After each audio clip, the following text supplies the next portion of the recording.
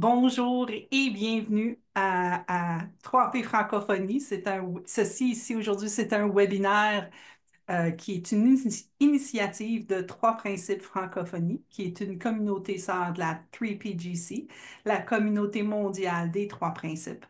Notre but, c'est simplement de partager une compréhension qui transforme la façon dont on vit notre expérience humaine, celle que Sydney Banks a découverte. Une compréhension qui nous ramène à notre bien-être naturel, à notre résilience et à une sagesse présente en chacun de nous. On vous invite à écouter avec un esprit tranquille. Rien à analyser, rien à débattre. Juste laisser les mots résonner. Restez curieux. Et si des questions montent, posez-les à partir de cette curiosité-là. Vous pouvez aussi nous suivre sur Facebook, Instagram ou YouTube pour découvrir tout notre autre contenu. Et si vous avez des idées de sujets pour un prochain webinaire, n'hésitez surtout pas à nous les proposer. Ça va nous faire plaisir. Aujourd'hui, j'ai ma collègue Jennifer de Bonafos qui va être avec moi sur cette exploration. Et aujourd'hui, on va explorer une vidéo de Sydney Banks. Et la vidéo, c'est l'entrevue de Salt Spring Island. Ces vidéos-là, juste que vous sachiez, c'est des vidéos que l'équipe a traduit. C'est pas une traduction de YouTube parce que ça serait pas beau. Alors, on vous a traduit tout ça.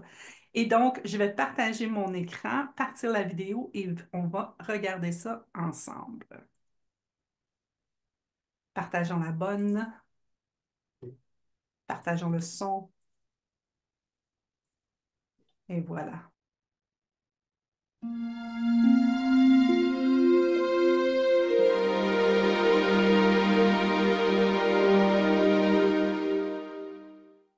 What is it that you've discovered? Well, Shane, what I discovered 34 years ago is miraculous, to say the least. And I was blessed with the gift that was given to me.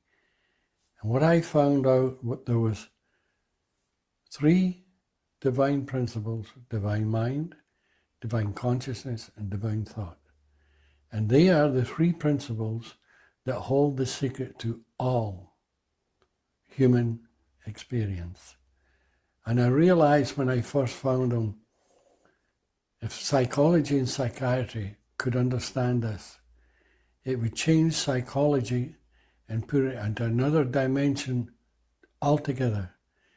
They cover everything in this world, the entire psychological experience, because this is what life is. From the cradle to the grave, it's a psychological experience. Mm-hmm.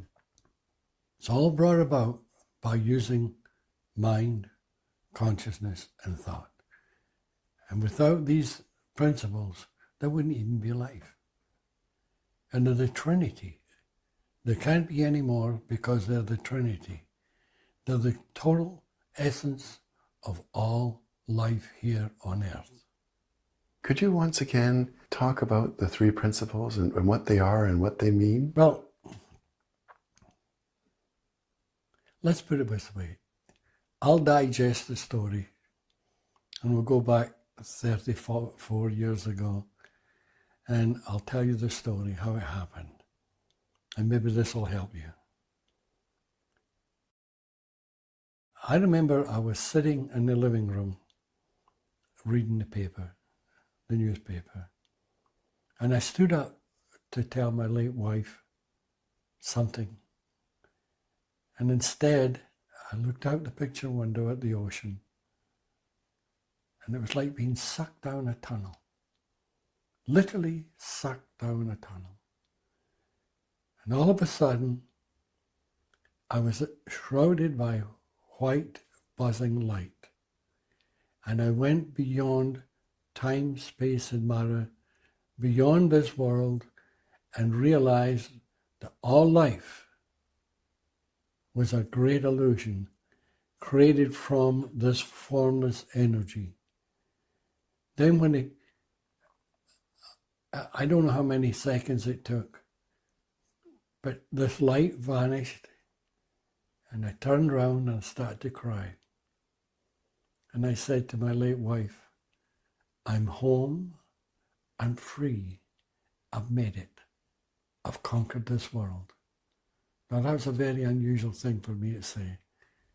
Well, that's what happened, but you can imagine Barbara's face. It was like I'd shot her. She thought I'd gone off my head. But since then, everything I said has become a fact. I know it sounds strange. As a matter of fact, when I first found this, 3 days later, I went back to my work.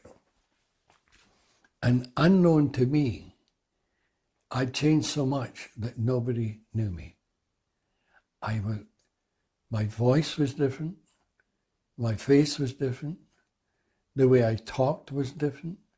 The way I acted was different. And I never realized it. But one thing I did realize, and it was interesting, is when I went back into the work, there's maybe 400 people, I saw every single one of them working from these principles. And if they were using those principles negatively, then they were unhappy people, or sad people, or disturbed people. And the ones that were using them in a positive way, they were the happy ones. It's because those principles, how you use them, dictates your whole outcome in life.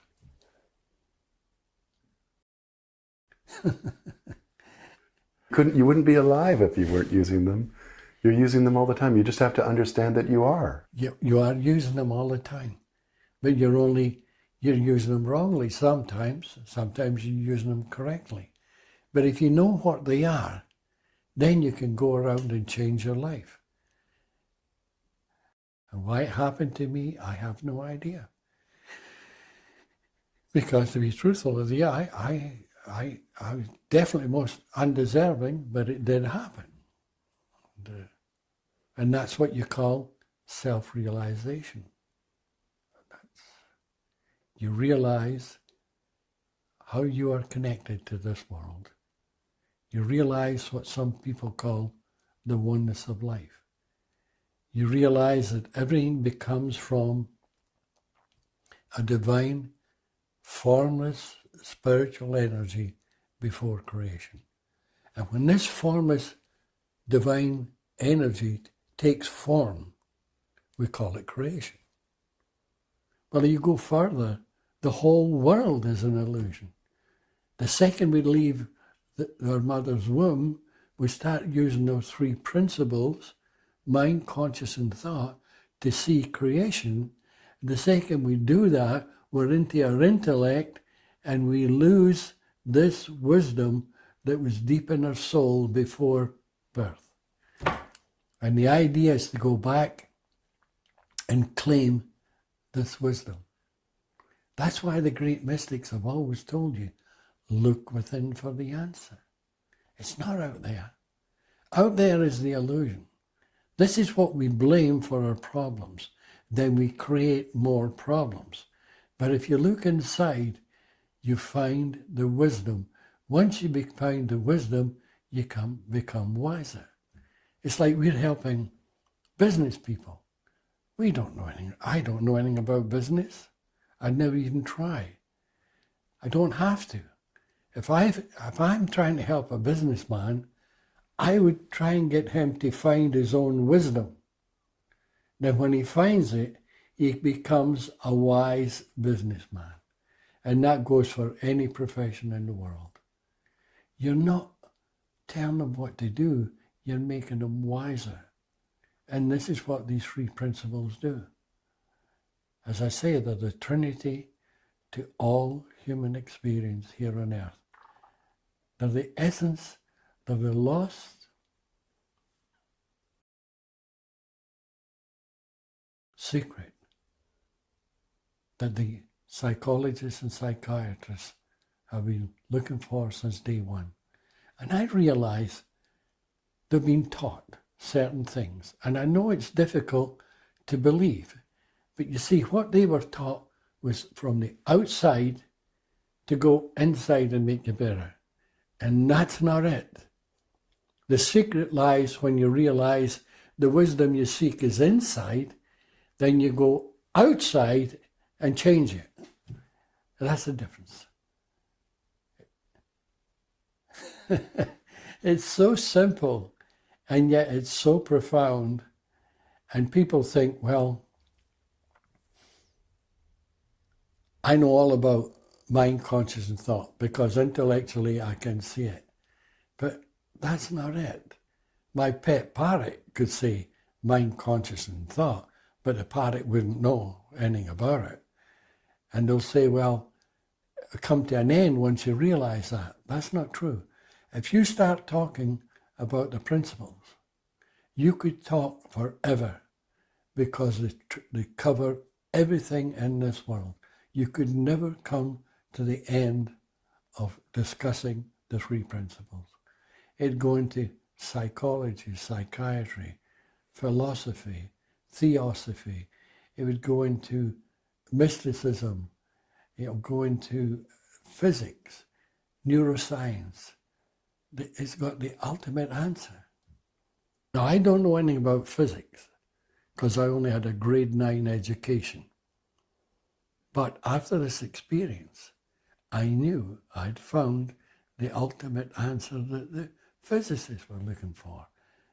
And consequently, I've been invited down to the States quite a few times to talk to some of the best physicists, and they always want me to explain why it is I say time, space, and matter are all an illusion. And what the puzzle was, they were talking about the already formed energy in this world. And what I'm talking about is the divine formless energy before it is created into this world.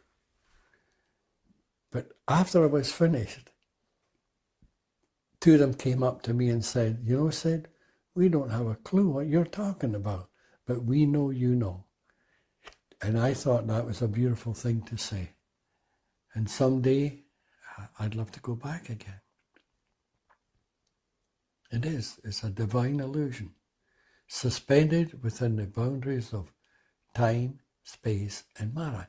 And time, space, and matter are all illusionary. I know it was a miracle that happened to me. There's no other way I could express it. Because how can a grade 9 educated welder who has hardly read anything in his life know immediately that he was qualified to go into any university in the world and talk about all these different subjects? I mean, there's something there. And that's what they'll have to look at. Because my time on this earth is limited. And I'd love to see it go out. My advice was to get a book or a tape, and you don't need anything else because you're getting it straight from the horse's mouth, so to speak. There's nobody contaminating it, telling you that there's 4 principles, 7 principles, or role play, or techniques. They're all from the intellect. Now, I remember many years ago, this monk, with all his robes and everything, came to see me on the island. And he listened, and he wasn't getting anywhere. And he was a very unhappy man. And he told me that his life wasn't worth living. And he said to me, but there's something puzzles me. Why did you decide to put it out into psychology rather than spiritual? And I said, well, I did put it spiritual. He says, no, you didn't. You're putting it through psychology and psychiatry. I said, no, it's only part of it. Didn't I tell you that all life is a psychological experience? He says, yes. He says, but that doesn't answer my question. Why did you say mind, conscious, and thought? And I said, well, tell me something. what is the only thing in this world that could be divine mind? And he thought for a while, and he said, God. And I said, well, what is the only thing in this world that can be divine consciousness? He said again, God. And I said, well, what is the only thing in this world that can be divine thought? He says, God. I said, well, how much more spiritual can you get? But he never got it. And to this day, he's still searching all over the world for the truth. And here he was standing listening to it, and he didn't recognize it. But that's okay, because he wasn't ready. And people will say, well, what makes you ready? You make yourself ready. When you're ready, you will hear it. If you never get ready, you won't hear it. You might have to go to another lifetime and start all over again. But when you're ready, the truth will be there for you, no matter where you are. You know, see, people, they go to India and they search for truth. They go to China and search for truth. They go up the Himalayas and search for truth. They'll never find it. Never. You know where you find it? You look in the mirror and you say, aha, it lies inside. And once you see that, your search is finished. There's no place to search. I've had so-called enlightened people come to me, see many, many times to see me. And the second they got off that boat, I knew that they weren't. You know why? Because they were enlightened, supposedly, but they were still searching for the truth outside.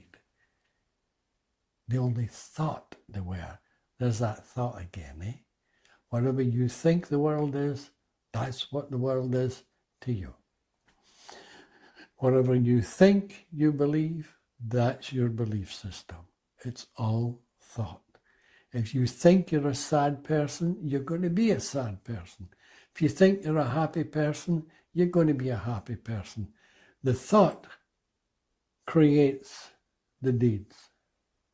How have you seen this philosophy of these principles reach out and change the world already? Oh, they've changed thousands of people's lives. Personally, I've seen hundreds of people change before my eyes. People that were neurotic, psychotic, they were bulimic, anorexic, all different kinds of things. And I've seen them all change. And more than that, the beautiful thing is it changed a lot of therapists throughout the world. And when they found this, they threw away all their old training, started to work with the principles, and they started to see miracles in their offices. They saw cures that they never thought possible. People who have been in therapy for many, many years and told by the psychiatrists and psychologists that they would never be mentally healthy. And quite often they go back to the therapist and say, I don't need you anymore. I just read this book, or I just listened to this man called Sydney Banks. And they'll say, that's impossible.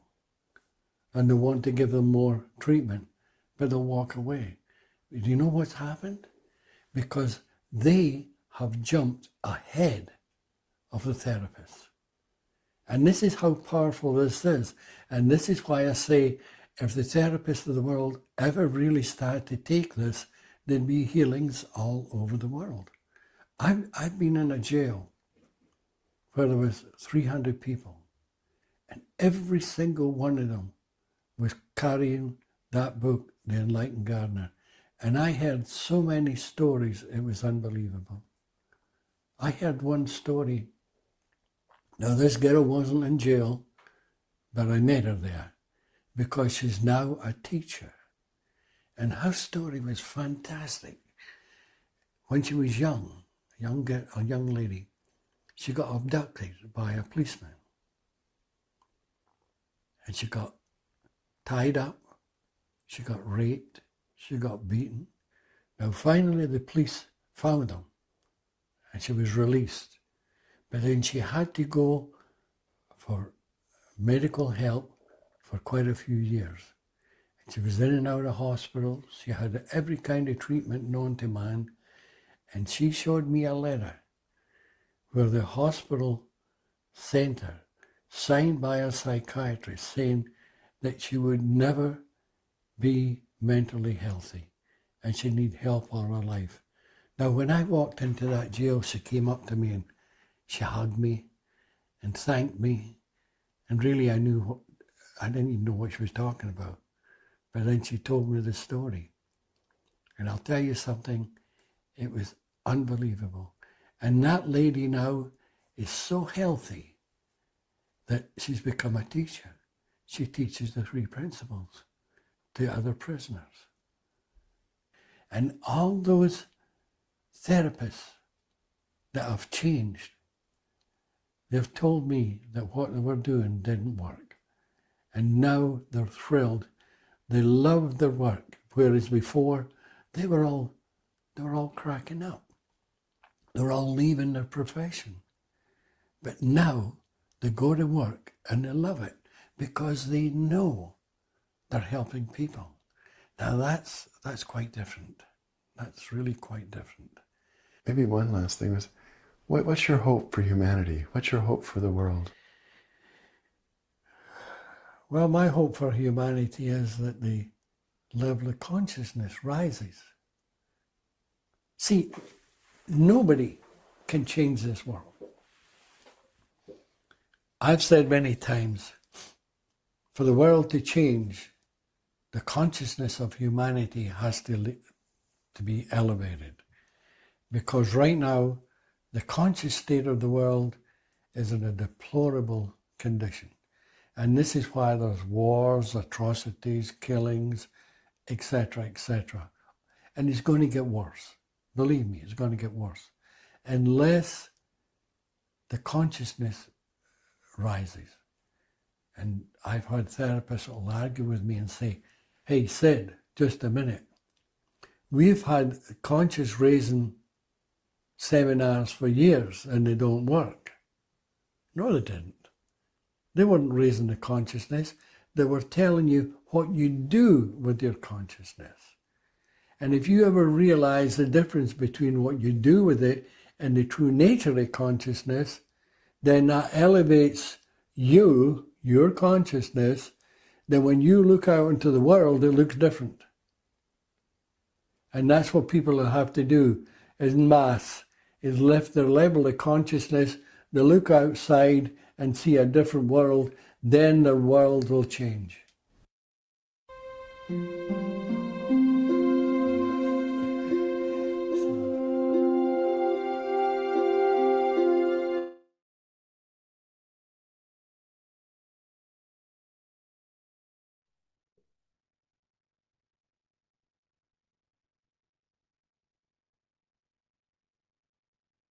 Jasmine, you're mute. Voilà.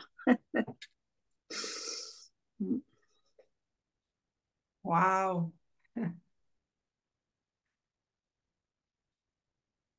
Wow. C'était une bonne vidéo, ça. C'est ce qui me vient en tête. J'ai pas compris, j'ai pas entendu ce que tu as dit. J'ai dit, c'était une bonne vidéo. Oui, oui. Et puis c'est impressionnant de le voir tous ensemble. Et puis grand écran. Chez moi, c'est un grand écran. Donc... Et puis on est concentré, on est plus. Oui, c'est magnifique. Oui. J'aime beaucoup ce que j'ai entendu. Naturellement, c'est quelque chose que j'avais déjà entendu, mais c'est le fun on l'entend quand le moment change toujours, fait qu'on l'entend différemment à tous les moments. Et aujourd'hui, pour moi, ça faisait partie de ma matinée et de vraiment voir comment ça commence avec nous. Il y a juste nous qui peut savoir ce qui se passe en dedans. Et c'est de notre... on a tout à gagner d'apprendre à voir qu'est-ce qui se passe en dedans de nous.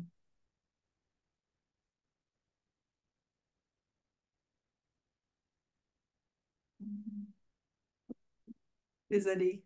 J'ai dit à mon père que j'étais occupée toute la journée.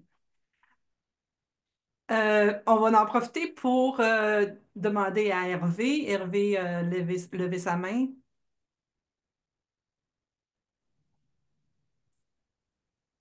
Il y a deux trucs qui m'ont... C'est vrai ce que tu dis, ça veut dire que tu regardes les vidéos et en fait ce que tu entends est différent presque à chaque fois. Là, il y a deux choses qui m'ont marqué. La première, c'était quand il parlait des trois principes et de l'énergie, de cette énergie invisible. Et ce que je me suis dit, c'est qu'on est très peu équipé, et c'est pour ça que c'est super dur, on est très peu équipé pour comprendre ces principes qui sont, entre guillemets, en dehors du temps, de la matière et de l'espace, voilà ce qu'il dit. Et pourquoi on est très peu équipé? Parce qu'on vit dans un monde de formes. Ça veut dire qu'on a l'habitude de se baser sur nos sens, notre vision, notre toucher, etc. Et là, on pointe, c'est quelque chose qui est avant la forme. Euh, Moi, souvent, je pense à l'électricité, parce que l'électricité, c'est un peu ça. C'est une énergie potentielle qu'on ne voit pas. Si tu essayes d'imaginer ce que c'est que l'électricité, tu ne peux pas l'imaginer tant que tu ne vois pas son effet. Et euh, c'est la mise en forme de l'électricité, c'est quand tu branches quelque chose, d'un seul coup, tu vois l'impact. Et nous, avec nos sens, on voit l'impact des choses, on voit les choses formées, on ne voit pas les choses qui sont sans forme. Et donc, c'est ça qui fait que les choses sont difficiles à appréhender, qu'on peut que pointer. On- et cette énergie invisible, elle est formée, elle forme la matière. En fait, elle forme beaucoup plus que notre expérience. On se focalise très souvent sur notre expérience humaine, en disant, il y a ces trois principes, c'est à la base de l'expérience humaine. C'est vrai, mais cette énergie invisible, elle fait beaucoup plus que nous donner cette expérience humaine. Mais si on s'en tient à l'expérience humaine, parce qu'elle crée les planètes, elle fait tout un tas de choses, on n'est même pas au courant, ça n'a rien à voir avec notre expérience humaine. Mais dans notre expérience humaine, c'est le fuel de nos pensées. Comme l'électricité, sans l'électricité, tu branches ton rasoir et il ne se passe absolument rien. Euh, Sans cette énergie, on ne serait pas capable de penser. Et quand on pense, en fait, on forme les choses.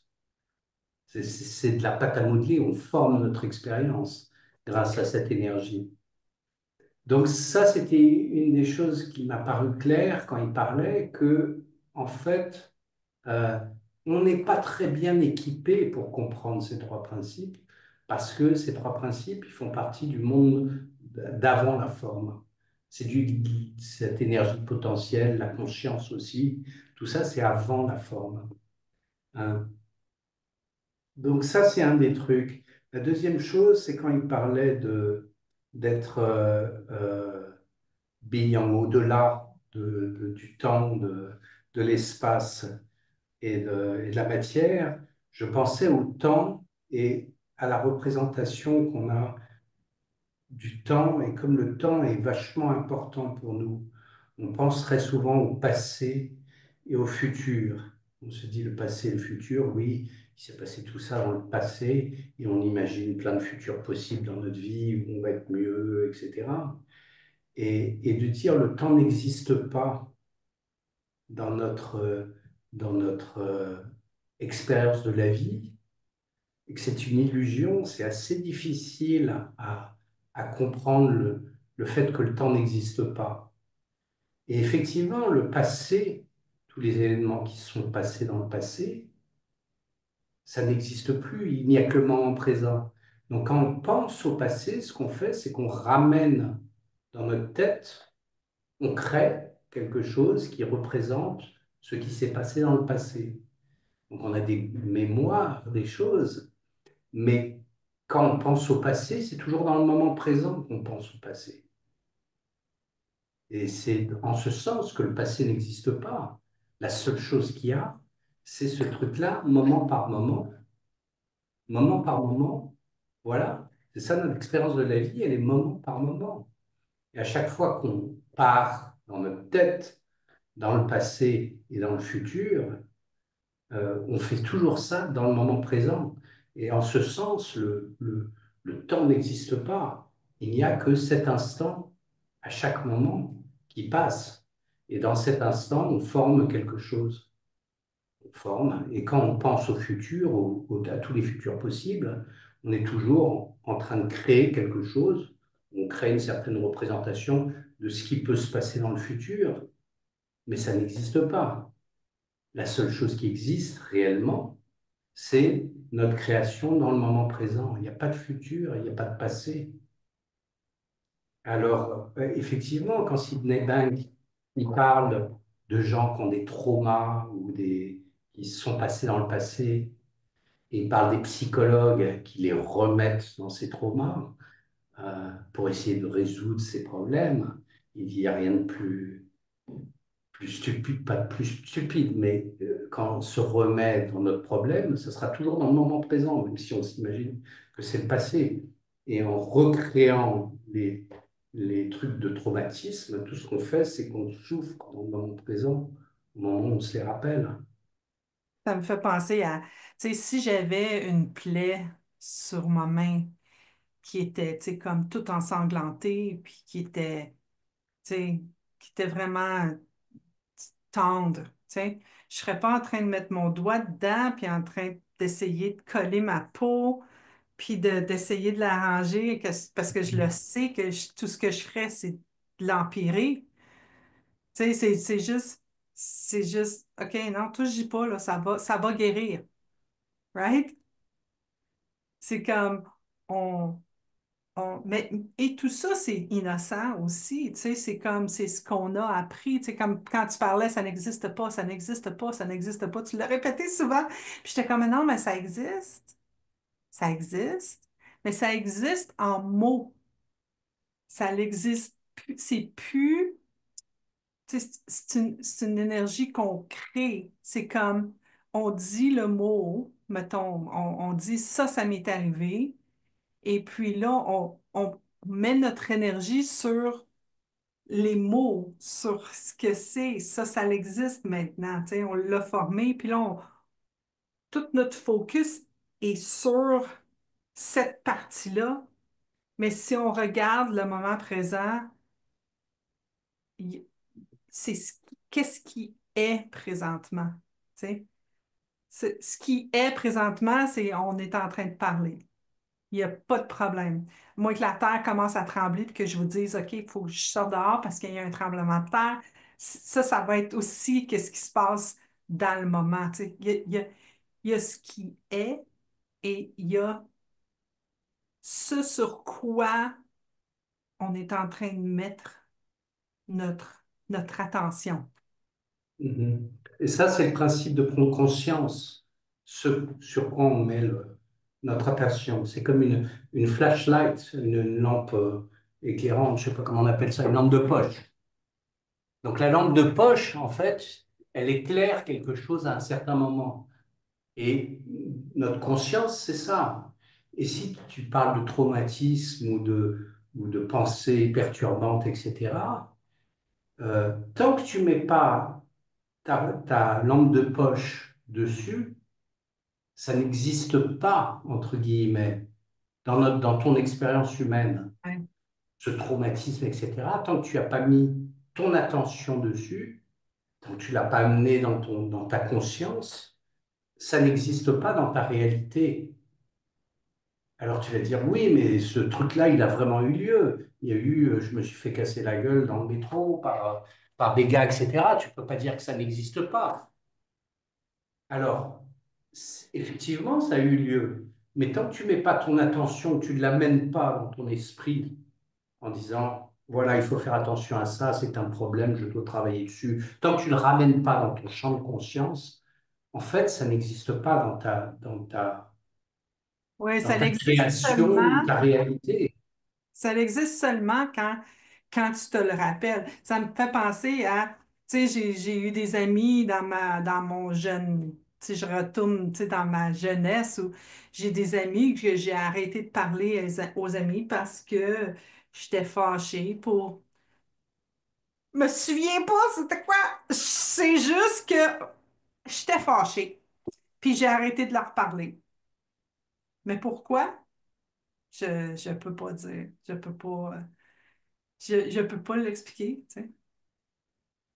Parce que c'est une mémoire. Moi, j'essaie de ne pas utiliser ma mémoire. J'essaie le moins possible d'utiliser ma mémoire puis de vraiment vivre le moment présentement puis de faire confiance à qu'est-ce qui apparaît, tu sais, dans le moment. Fait que je trouve ça très plaisant de ne pas me rappeler de certaines choses. Il a fallu que je passe par-dessus le fait, oh, j'ai l'Alzheimer's, tu sais, parce que ma mère, elle a fait de la démence, fait que j'ai eu de la peur alentour de ça. Mais je vois le pouvoir de la mémoire, mais je vois aussi le pouvoir de ne pas utiliser sa mémoire. Ça fait du sens, là, qu'est-ce que je suis en train de dire, là, tu sais.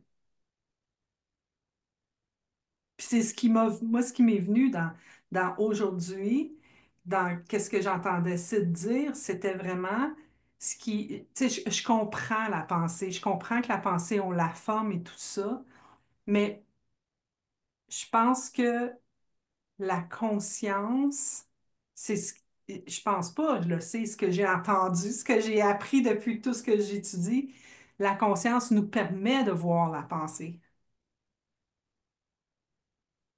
mais d'être capable de vraiment aussi de mettre un espace entre ce que tu penses et ce que tu vois pour que tu puisses devenir plus sage, comme il disait, tu sais, quand tu es capable de voir qu'est-ce qui se passe à l'intérieur, mais de vraiment le voir. Ah, je pense comme ça. Ah, j'ai cette pensée. Ah, sans t'attacher à j'ai raison. Tu sais, parce que ça aussi, c'est une autre pensée. Tu sais, on a tendance à, en tout cas, je vais parler pour moi, mais je sais que j'ai tendance à voici ma pensée, je vois la pensée, mais j'ai raison. La pensée, j'ai raison, je la vois pas. Elle est vraie, tu comprends? Ah, et ça, je le fais rapidement, tu sais. Là, ce que je commence à faire, c'est mettre de la distance entre même, j'ai-tu raison? Est-ce que la raison est nécessaire? Tu sais, c'est comme, je me dois-tu d'avoir raison? Et, et ça guide mes actions, tu sais. Oui, à un moment, Bank parlait de son espérance pour l'humanité. C'était une élévation des niveaux de conscience. Ouais. Et au niveau le plus bas, tout ce qu'on pense, c'est la réalité. On est complètement immersé dans ce qui est en train de se passer. Notre vie, c'est vrai. Et quand tu montes un petit peu d'un niveau de conscience, tu dis ce que je pense, c'est pas forcément vrai, c'est ce que je pense. Euh, et puis petit à petit, tu dis je peux penser autrement. Et tu t'élèves encore d'un niveau de conscience, et puis tu te dis tiens, euh, quand je pense quelque chose de positif, je me sens bien. Et quand je pense quelque chose de négatif, je me sens mal. Donc je vais commencer à penser à plein de choses positives parce que je me sentirai bien. C'est la positive thinking ou la psychologie positive. En pensant à plein de choses sympas, d'un seul coup, on se sent bien. Et puis, euh, et puis derrière, tu sais, tu te rends compte qu'en fait, tu crées ta réalité avec tes pensées. Un niveau au-dessus, qui est un niveau de réalisation assez intense pour les gens qui sont dans les trois principes, c'est ils se rendent compte que la pensée, qu'on est un petit peu comme le peintre sur un canevas. On peut peindre exactement ce qu'on veut. Donc on peut créer notre réalité avec nos pensées. D'un seul coup, c'est plus des choses qui arrivent que je dois gérer, mais je suis le créateur de mon expérience. À chaque moment, je peux créer quelque chose de ce dont j'ai envie. Donc c'est une puissance extraordinaire qui nous est rendue. On n'est pas juste, les choses nous arrivent, mais on crée notre expérience à chaque moment. Et puis, à un niveau encore supérieur, ça devient un petit peu comme un kaléidoscope où on voit plein de facettes de ce qu'on est en train de créer en même temps. Et, euh, et voilà, et après on choisit dans quelle expérience on a envie d'aller. On n'est plus en train de dire cette expérience elle est positive ou elle est négative. On se dit tiens, j'ai envie de partir dans cette expérience-là. On surfe en fait des chemins différents avec le plaisir d'être vivant et de ressentir tout ce qu'on crée. Parce que c'est ça aussi les émotions. Avec notre pensée, on va créer une réalité et nos émotions et notre corps vont les rendre le plus réel possible. C'est c'est cette qualité qu'on a et qui fait peur à beaucoup de gens, c'est le ressenti de nos émotions. Nos émotions, c'est en fait les effets spéciaux de tout ce qu'on est en train de créer dans notre tête. On ressent tout ce qu'on pense. Et C'est donc, drôle parce que tous ces niveaux de conscience, ça s'arrête jamais. Plus on grimpe et plus on devient mature. Mais pour la planète, ces changements de niveau de conscience sont importants. Parce que quand on est tout en bas et qu'il y a quelqu'un qui nous parle, on le rend responsable de nos mots, on déclenche des guerres. C'est tellement réel, c'est un ennemi. Donc on est complètement dans cette réalité-là et on se tue pour ça. On se tue pour nos valeurs, pour nos religions, pour notre couleur de peau. Quand on comprend les trois principes et qu'on monte dans ce niveau de conscience, on se rend compte que on n'est qu'un, que tu es pareil que moi. Tu es exactement, ton être spirituel et mon être spirituel sont faits de la même énergie. On est pareil. Donc je ne vais pas te faire de mal parce que tu es comme moi. Et un changement de conscience comme ça pourrait dire la fin de la violence sur la planète, la fin des guerres. Donc cette compréhension, il y a beaucoup d'espérance derrière ces trois principes du changement de niveau de conscience. oui, Alors dans le oui, fond, ça commence avec nous, tu sais, c'est comme c'est nous, c'est quoi que je vois pas, right? C'est à nous de regarder, OK, fait que c'est quoi que je vois pas présentement, que lui a l'air à voir. Fait que je pense que c'est ça notre curiosité, n'est-ce pas? Il y a Sydney qui parle, qui dit qu'est-ce qu'il dit, puis on est comme, ah. Fait que là, on peut soit aller dans notre intellect et dire, ah ben moi, je pense pas comme ça, moi, je pense pas comme ça, moi, je pense pas comme ça. Tu sais, on peut rester dans notre intellect et aller débattre la véracité de ce qui est dit, tu sais, ou on peut regarder pour nous, tu sais, de juste voir, OK, mais pour moi, c'est quoi? C'est quoi que je vois, moi, présentement? Parce que si on voyait ce que Sydney voit, ben, on le verrait. Tu sais, ce serait comme, bon, je le vois. J'ai pas besoin de commencer à écouter Sydney à tous les 3 secondes. Je le vois, you know? on parle aussi beaucoup dans les trois principes, en tout cas dans le groupe des trois principes francophonie, un des grands buts, c'est la fin de la souffrance psychologique. Effectivement, c'est là sur la table pour tous les gens qui nous écoutent de cette compréhension. Euh, peut nous permettre justement d'avoir une vie beaucoup plus équilibrée et beaucoup plus heureuse. Euh, mais ce qui est sur la carte, dans le menu aussi, avec ces niveaux de conscience, ce serait la fin des guerres sur la planète. Mm. Tu vois, ces changements de niveau de conscience, ça peut changer l'humanité complète. Ça aussi, Oui, c'est dans le oui, menu. Hervé, et j'adore la façon dont tu les déroules comme ça, en montant, parce que c'est très bien fait et c'est très clair et ça nous... Oui, il est indispensable d'accepter que les niveaux de conscience font partie d'une hiérarchie. Longtemps, j'ai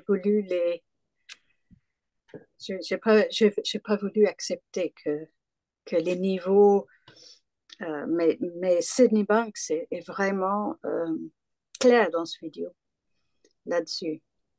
Et on peut pas le nier. Et puis surtout, tous les articles bien.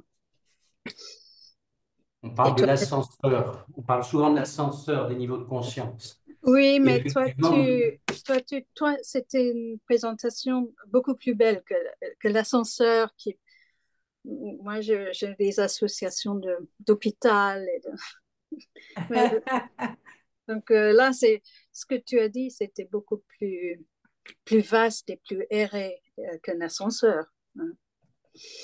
Mm. Mais j'aime beaucoup le visuel que Marina a. Marina a le visuel de, tu sais, comme ça, c'est comme ça, tu vois comme ça, puis là, à un moment Ah donné, tu oui. vois comme ça, puis à un moment donné, tu Mm. vois comme ça. Puis ça s'agrandit, Oui, plus tu commences à oui. regarder différemment. Mm. J'avais entendu un autre aussi que c'était, tu es dans un champ, puis là, t'as comme un cercle alentour de toi, que tout le champ, il est tapé, tu sais, c'est comme tout tapé. Puis là, t'arrives sur le bord, puis là, là c'est plus haut. Puis là, si tu veux agrandir le cercle, il faut que tu sais, faut que tu rentres à travers la partie que tu vois pas, tu sais. Ça aussi, j'aimais ça, ce visuel-là. oui, tu as des vidéos sur Internet aussi où tu vois une personne, et puis après, pouf, pouf, pouf, tu vois la vie de sa maison, la ville, la terre, petit à petit, puis ça va très très loin, et après ça revient, et puis ça part dans l'infiniment petit. Je sais pas si vous avez vu ces vidéos, Non, non. mais bon, ça veut dire qu'à notre niveau, on voit pas grand-chose, hein. Il y a tellement de choses à découvrir dans l'infiniment petit et l'infiniment grand. Et c'est ça, avec les niveaux de conscience, ça n'est jamais terminé. C'est-à-dire qu'on va découvrir. Oui, mais c'est ça qu'il dit. Regarde-toi dans le miroir, c'est là. Tout ce que tu recherches est là. Tu l'as.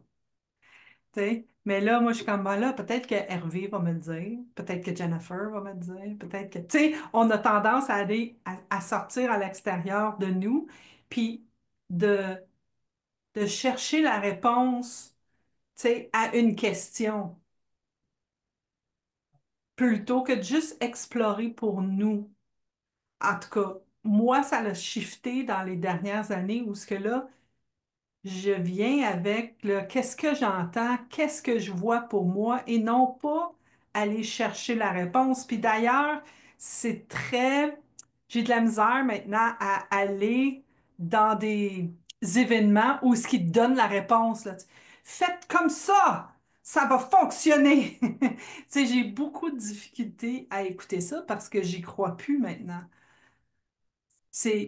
À l'intérieur de nous, c'est quoi qui nous donne le goût de faire? J'assume, Jennifer, que tu dois vivre ça quand tu fais de la peinture, parce que toi, tu es une artiste. Fait que je présume que tu dois avoir vu quelque chose dans le style. Tu sais, comme peut-être te dire, ah, je vais me peindre une pomme qui ressemble à celle pomme que j'ai vue là-bas, mais là, maintenant, peut-être tu as quelque chose de différent.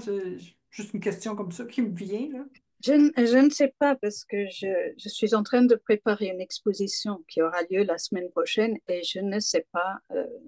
Pour l'instant, je fais de l'encadrement. C'est OK. c'est très. Mais par contre, j'ai quelque chose à dire sur la vidéo en fait, c'est la première vidéo que les trois francophonies ont sous-titré. Et à l'époque, j'étais la seule qui voulait sous-titrer les vidéos. Et Marina m'a aidée. Elle était prête elle était très louable. Elle m'a aidée à apprendre à faire des sous-titrages sur mon ordinateur très ancien, etc. Et j'ai eu beaucoup de soucis de forme à la fin. Et on était plusieurs langues. Il y avait une sorte de deadline. Il fallait respecter un délai. On était plein de langues différentes et je fonçais, je fonçais. Je n'ai pas compté les heures que j'ai passées, mais mon ordinateur me bloquait à chaque point, chaque heure. Mais je voulais vraiment arriver jusqu'au bout. Donc, les sous-titrages étaient terminés en majuscules. Ah là là, c'était une catastrophe. C'était vraiment catastrophique, mais c'était fait. Maintenant, le même a été revu.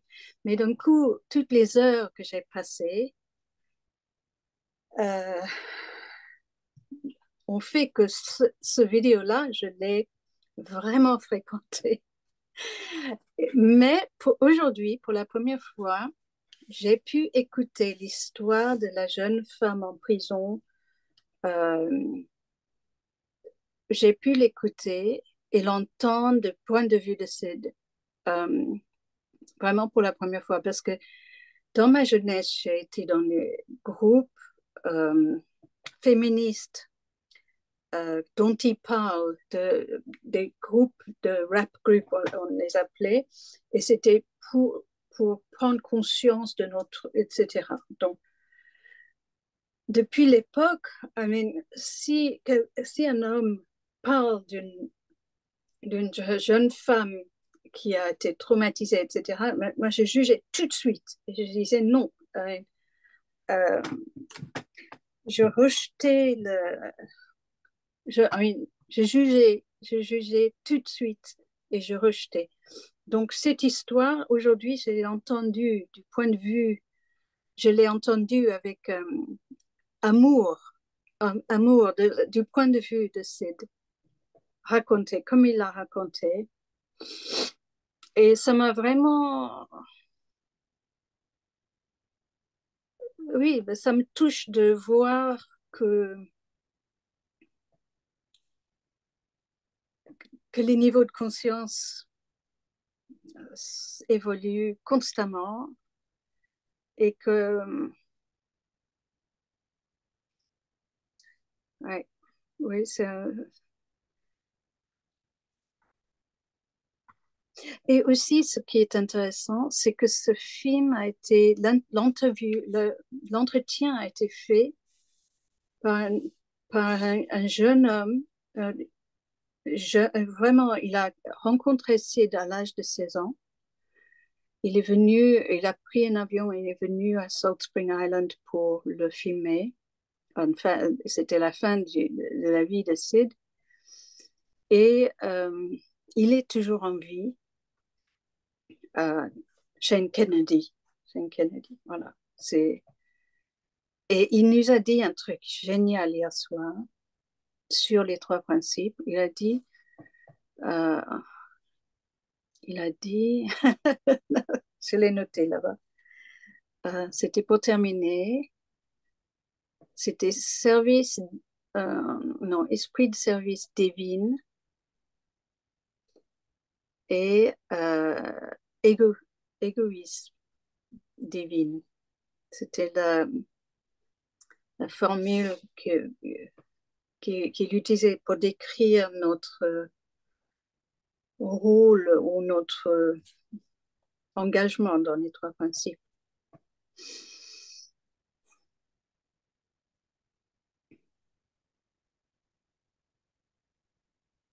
Moi, ce qui me marque quand même dans l'histoire de cette jeune fille, c'est que tu peux avoir une personne qui a eu des- une grosse histoire, parce que là, elle Mm. était violée, bon, j'ose même pas imaginer, et qui arrive à transformer ça et à être une personne qui n'est pas une victime et Mm. qui est totalement heureuse et qui veut partager sa compréhension de comment on construit sa réalité.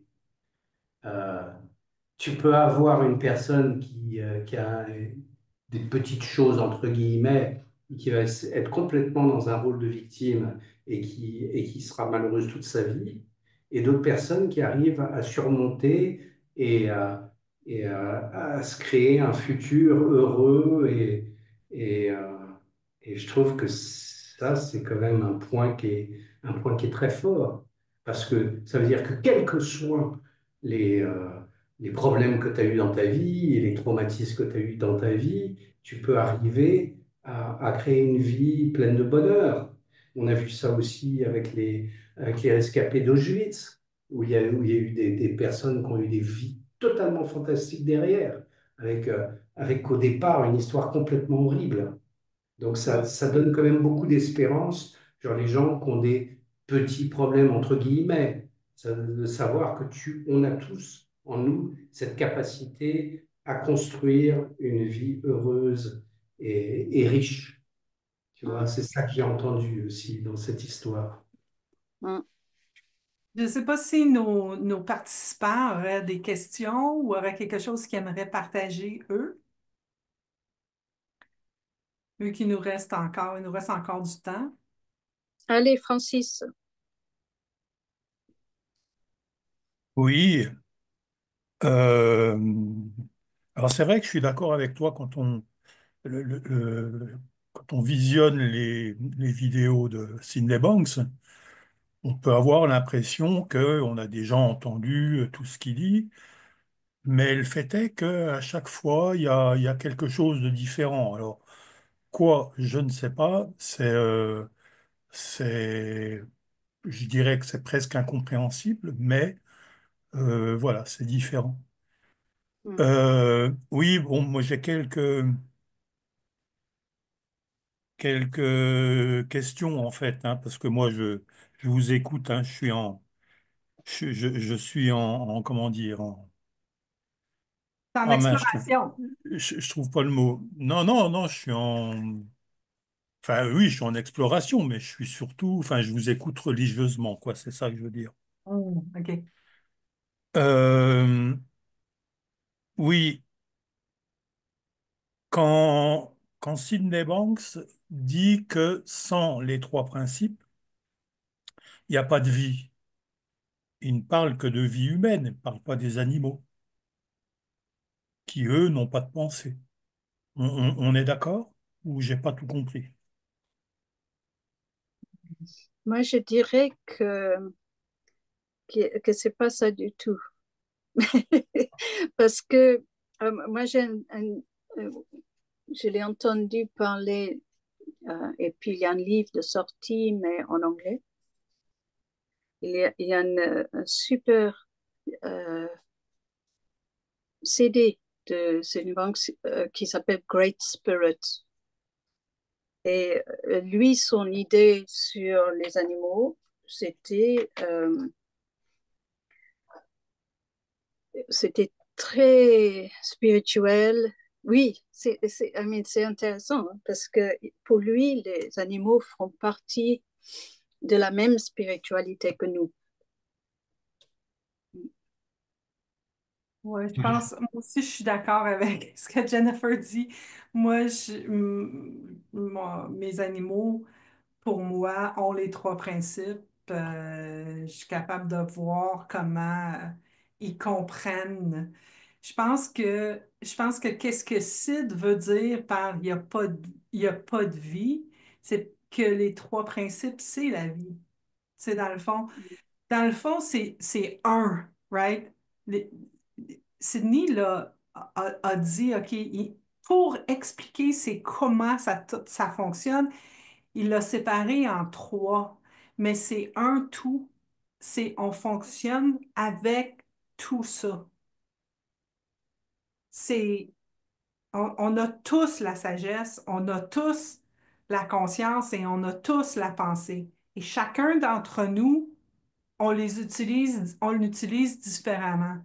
J'avais parlé avec une dame qui s'appelle Mavis Karn, qui a étudié avec Sid. Mavis est rendue à 85 ans, puis elle continue à enseigner. Mavis, elle m'avait dit, tu sais, Jasmine, elle dit, qu'est-ce qu'il y a dans ton ordinateur, là? C'est différent de qu'est-ce qu'il y a dans mon ordinateur. Mhm. Puis, dans chacun de nous, on a tous des choses différentes, mais on a tous des ordinateurs. On fait tous pareil. C'est comme un peu, c'est un peu si on prend la métaphore du flocon de neige, tu sais. Les flocons de neige, c'est tous des flocons de neige, mais ils ont tous l'air différents. Sans que tu regardes sous une chose. Mais moi, je pense que, tu sais, c'est ce qu'il disait, si tu te souviens dans la vidéo, il disait, qu'est-ce qui pourrait être la pensée divine, Dieu? Qu'est-ce qui pourrait être la conscience divine, Dieu? Qu'est-ce qui pourrait être l'esprit divin, Dieu? C'est Mm. toujours la réponse, Dieu. Maintenant, si on est pris dans notre tête à Dieu, c'est de la religion, moi je crois pas en Dieu, voilà, on est pris là-dedans, ben là, on peut pas, on peut pas voir ce à quoi Sid pointe. Mais comme il dit, nous, on est une expression de cette énergie divine, puis on est venu en forme. Et quand on part, ben, la forme part, mais l'esprit est toujours là. Tu sais, quand je pense à ma mère qui est décédée, ça fait déjà 8 ans, ma mère, son esprit est encore là. Elle m'a partagé son esprit, je le vois encore, il est encore vivant à travers ce que je pense, mais physiquement, elle n'est pas là, tu sais. Je sais pas si ça te confond ou ça pointe à quelque part, là, mais... Oui, moi, ça me confond. Je vous avoue que j'ai du mal à, comment dire, par rapport à ce que vous m'avez dit sur les animaux. Bon, ça bug, là, hein, je vous le dis. Ouais. Euh, euh, Parce que moi, j'ai quand même l'impression que tout son enseignement est... Tu vois, par exemple, Hervé, tu disais tout à l'heure que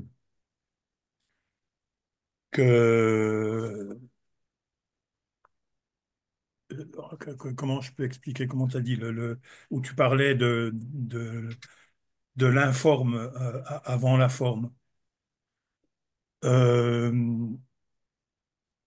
Moi, j'ai l'impression que quand j'entends Sydney Banks, il parle de l'humain. C'est-à-dire que oui, il y a une forme avant l'informe, mais ça ne, je dirais que quelque part, ça ne nous concerne pas en quelque sorte. Euh, on est incarné, on a une pensée, on a une pensée qui est formatée, et je dirais que le but, c'est de la déformater, mais de ne pas de ne pas l'éliminer non plus. On en a besoin de cette pensée pour être humain. Autrement, si on n'est pas, si on l'a pas, c'est justement là où je reviens aux animaux. On est des animaux, et puis c'est bien aussi, de toute façon, il n'y a pas de problème. Si l'homme disparaît, par exemple, les animaux restent. On les verra plus, c'est tout. Mais moi, je pense que Sid parle de la vie et non pas de l'humain. Et l'humain fait partie de la vie. Et moi, j'ai entendu, tu sais, dans le fond, c'est comme si tu regardes l'arbre n'a pas la pensée et l'arbre continue constamment de penser, continue constamment de vivre et de survivre. Et il va chercher sa lumière, il va chercher son eau, il est la vie, mais il est un arbre. Le chien est la vie, mais est canin. Et ce qui est puissant chez l'humain, c'est que on est les seules créatures qui peuvent penser. Et puis même, on pourrait, il y a du monde qui travaille avec les singes qui nous dirait probablement autre chose. Mais je vais laisser Hervé dire qu'est-ce qu'il y a à dire. Moi, je pense qu'en fait, cette énergie de vie, c'est la même énergie de vie qui fait battre ton cœur, qui fait que tes membres que ton corps se développe tel qu'il se développe, que tes globules rouges savent comment trouver se charger d'oxygène et amener ce dont il y a besoin vers les différents membres. Et cette même intelligence, elle est présente chez les animaux.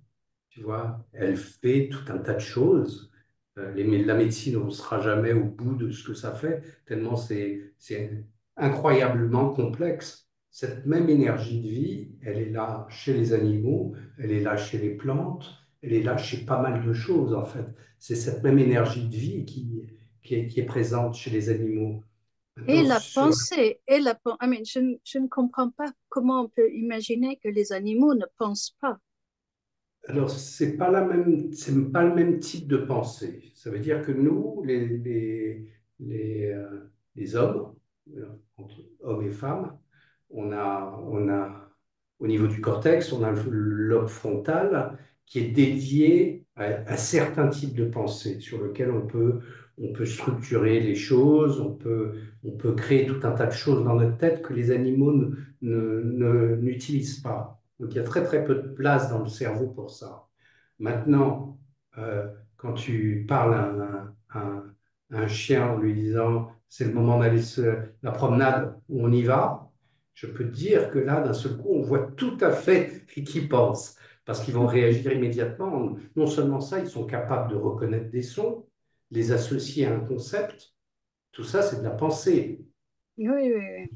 Donc, dans leur réalité, ils sont déjà Et ils conscients sont et capables, ils peuvent changer leur comportement aussi. I mean, ils ont une capacité de changer, de développer. Donc, Mais je m'excuse, mais je vais juste revenir à la question de Francis. La question de Francis, c'était, on s'entend qu'il parle de l'humain, puis je pense que, dans le fond, ce que Francis dit, c'est vrai. Parce que Sid, quand il nous parle de pensée divine, quand il est en train de nous montrer comment l'être humain fonctionne. T'sais, il n'est mm, pas en train de nous montrer comment le chien fonctionne. Il n'est pas en train de nous montrer comment. Fait que je pense que ce que Francis pointait, dans le fond, c'est la réponse, c'est oui. Ça nous a. En tout cas, moi, ça m'a pris un peu de. Mais non, mon chien, mon chien, il est en vie. Voyons donc. Mais je pense que Francis, ce que tu disais fait du sens. euh, que, que que Sid parle de l'humain. Fait que si on enlève tout ce qu'on vient de dire, c'était quoi ta question suite à ça? Euh, Donc, on l'a tout mélangé.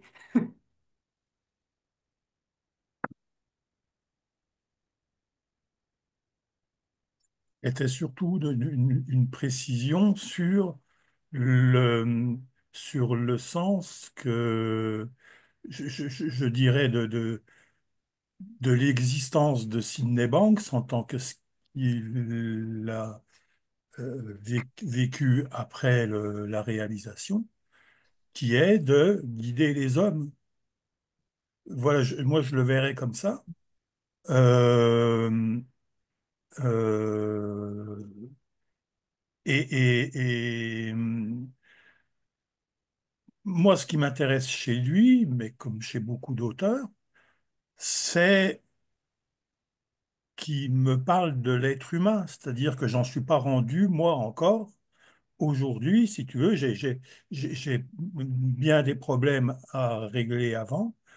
Euh, bon, je sais que dire des problèmes, c'est pas terrible, mais que de m'occuper des animaux en quelque sorte, mais je parle mal en fait, c'est pas une question de m'en occuper ou de pas m'en occuper, si vous voulez.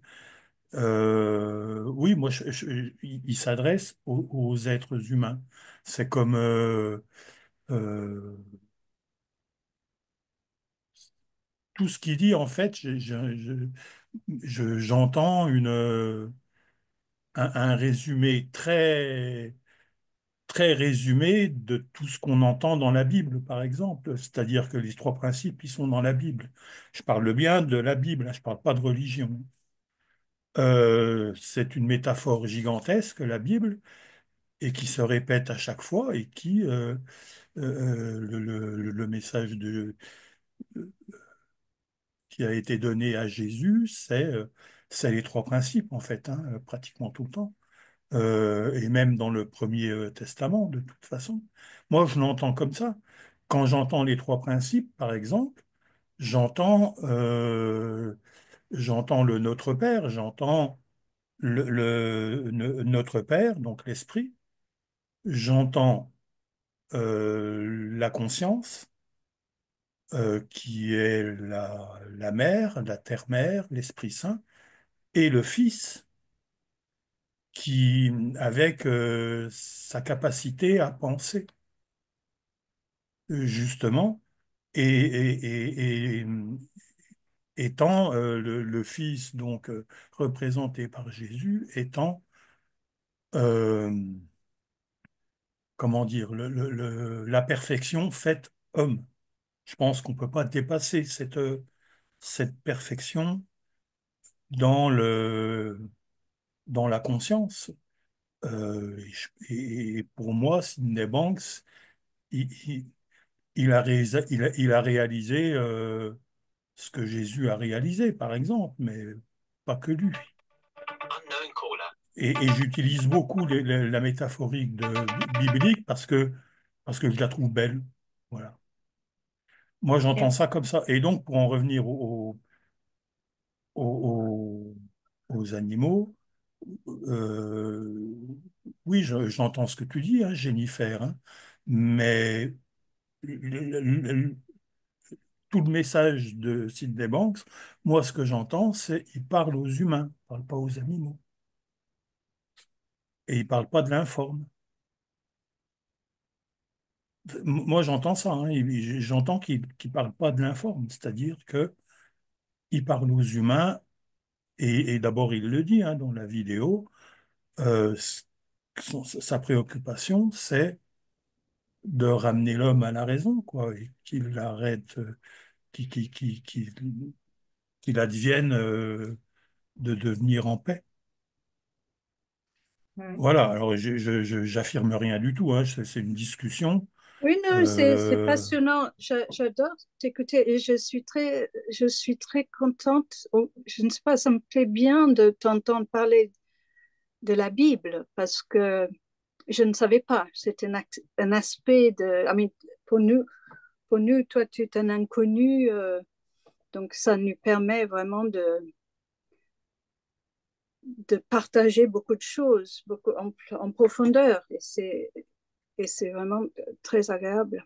Mais quand j'étais, il y a plusieurs années déjà, plus de 5 ans, j'étais nounou dans une famille avec 2 enfants et un chien, un très grand chien qui aboyait beaucoup, etc., qui a mordu le facteur. Et, et, et donc, je crois que j'ai passé 2 ans et demi dans cette famille. Et donc, j'ai fréquenté le chien par coutumance. Mais j'étais là. Il était là. On partageait notre vie. Et j'ai vu les trois principes se dérouler euh, dans le comportement du chien. Donc, j'ai vu le bienfait de Sydney Banks dans la vie quotidienne d'un chien. Bon, c'était une chance. J'étais vraiment bluffée. Par la suite, j'ai rencontré deux vétérinaires à Londres, à une conférence des trois principes. Et, et les deux étaient très malheureux et, et aucun avait vu le déroulement des trois principes dans les animaux. Donc, on choisit ce qu'on voit. Ouais.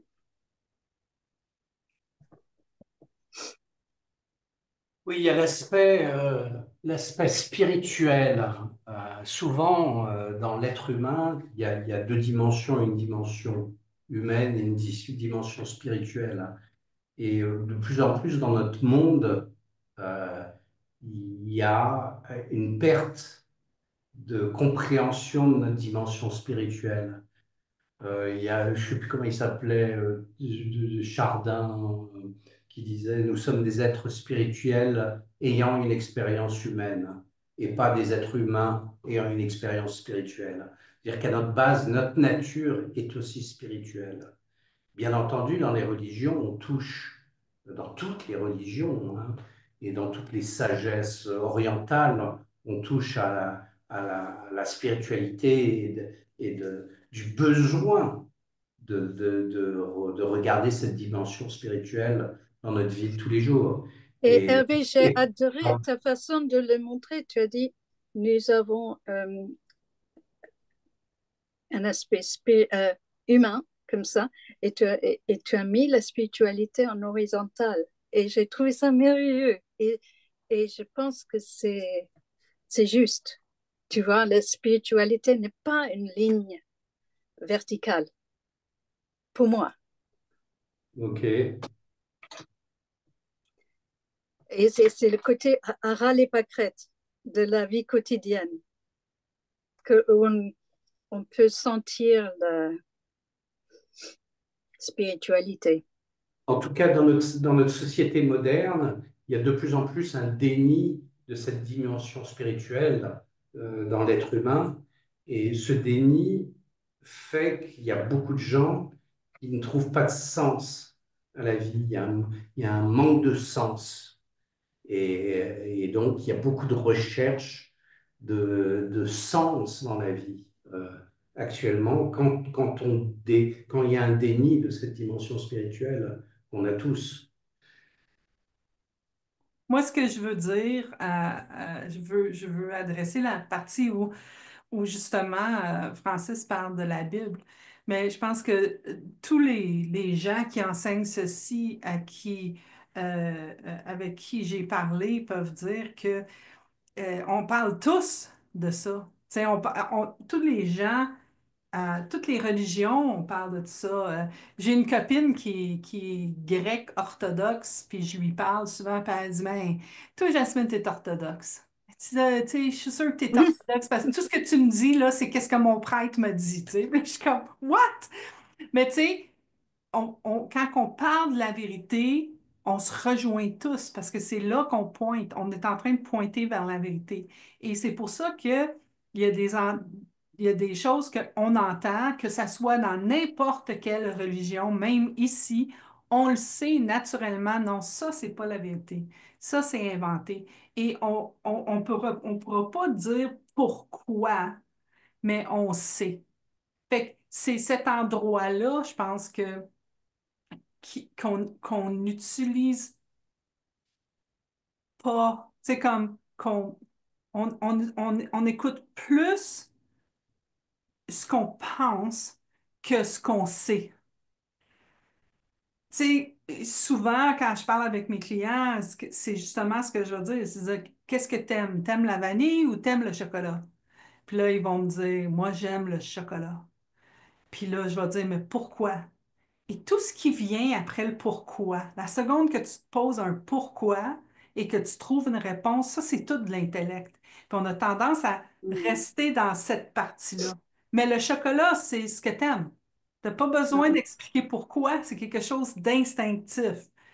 T'aimes pas, tu sais, comme moi, j'aime pas l'odeur de la vanille. Tu sais, comme, mais pas de la vanille. Pourquoi? Je le sais pas. J'aime pas ça. Tu sais. Mais ça, Pourquoi n'est pas la bonne question? Exact, yeah. Pourquoi n'est jamais la bonne question. Ouais. Mais jamais dire jamais, mais en règle générale, Ouais. pourquoi c'est. Est-ce que c'est pourquoi c'est. C'est tout inventé, le pourquoi est tout inventé. Mais chacun, tu sais, comme tu vas parler, tu sais, j'écoutais ce matin, pour quelque raison que ce soit, je regardais Eckhart Tolle. Puis ce qui m'est venu en tête, c'est, je me demande comment il a parti Eckhart Tolle, comment ça a commencé. Puis j'ai lu comment il a commencé. Puis comment il a commencé, c'était un homme très déprimé. Il était très intelligent, il était allé à l'école, mais il en pouvait pas. À un moment donné, il buvait, il prenait de la drogue, il prenait tout ça. À un moment donné, il s'est assis sur un banc, puis il y a eu une épiphanie. Il a découvert c'était quoi la pensée. Puis lui, là, il a commencé à parler du moment présent.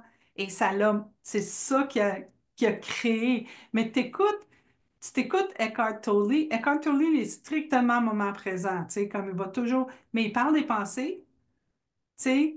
J'écoutais une vidéo qui disait, les gens pensent qu'ils sont malades à cause, je me souviens pas, je dirais pas parce que je m'en souviens pas, mais il pointait directement au fait que c'est là, on est en train d'inventer qu'est-ce, qu'est-ce qui nous donne de la souffrance. On pointe tous à la même chose. Fait que Y maintenant, compris, y compris dans l'astrologie. J'ai reçu une publicité pour un séminaire d'astrologie où tout, tout parle de la Trinité, de toutes les trinités.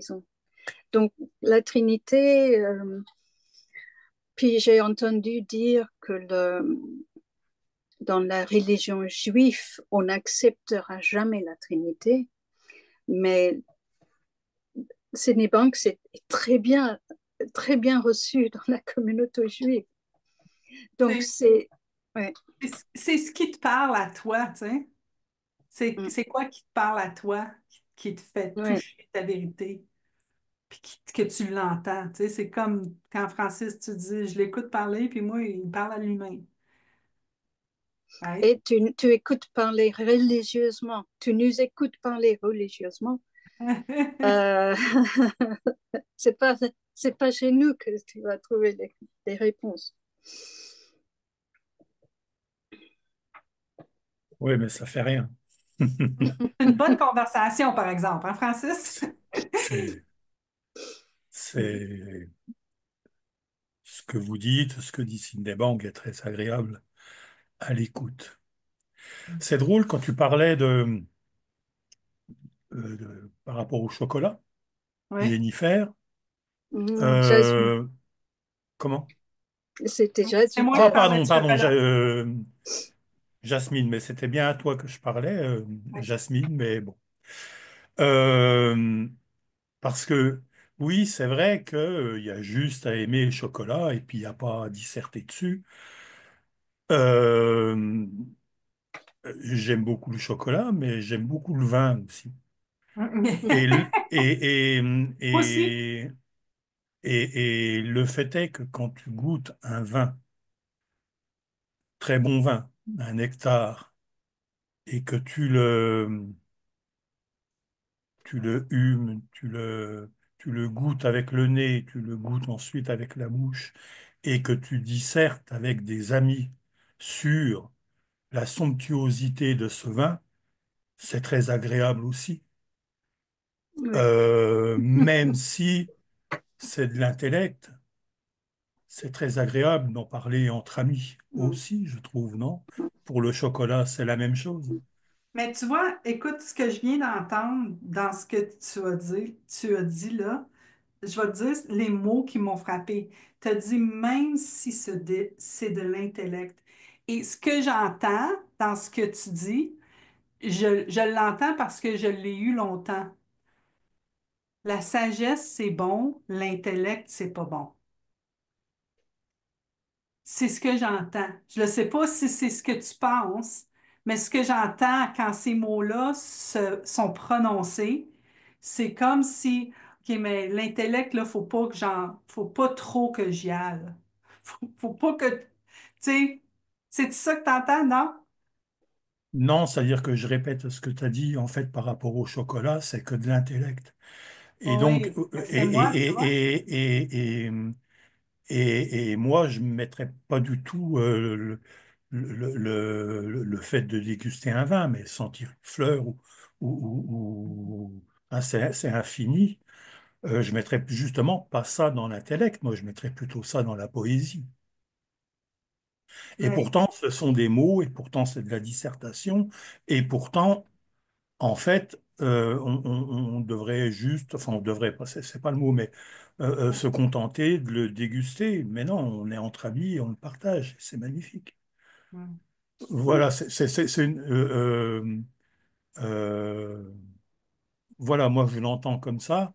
Et même si goûte le chocolat, et puis ah ben, je sais pas comment expliquer. C'est pas du tout ce que tu as dit, mais en fait, goûte le chocolat, aime le chocolat et tais-toi. C'est pas ce que mm. tu as dit, hein. Euh, Non, mais écoute, non, écoute, Francis, tu me touches parce que euh, j- j- tu me l'as dit, tu as dit, je répète ce que tu as dit. Et, euh, et ça m'a fait voir comment je pensais que j'avais arrêté de dire la pensée, c'est pas correct, puis la sagesse, c'est correct, mais je le pense encore.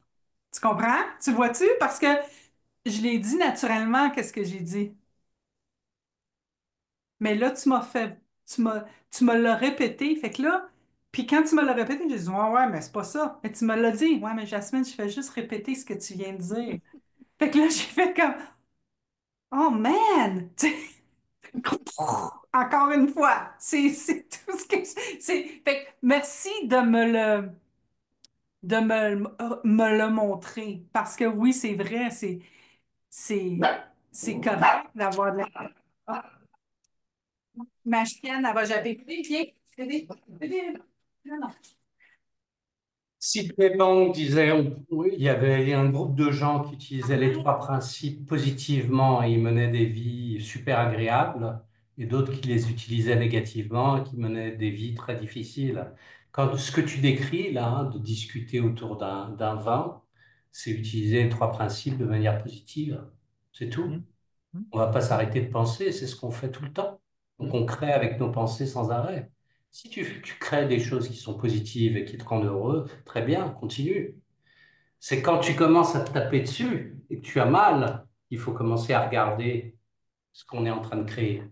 Tu vois, Francis? oui, oui, absolument. Oui, oui. Euh, j'ai, j'ai- j'ai- c'est pareil, je sais pas trop comment expliquer, mais si on revient à la question que je posais par rapport à Sydney Banks, que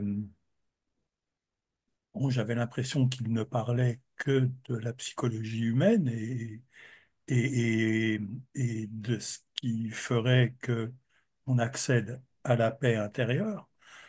Euh, euh, ah mince, je sais pas trop comment expliquer, mais pour en revenir à la dégustation d'un vin ou d'un chocolat ou à l'odeur d'une fleur, oui, comme tu dis, on est dans le positif.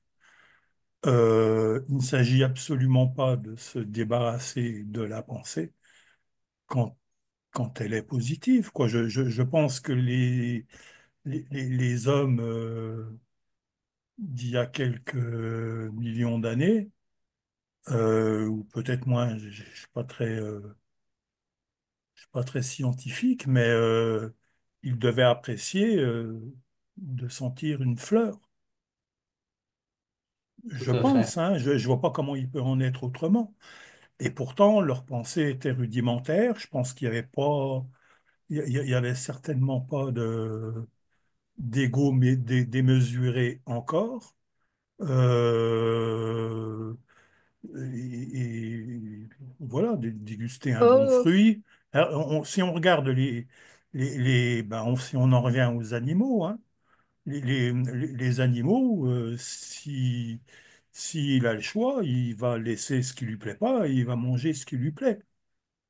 Euh, Même les poules.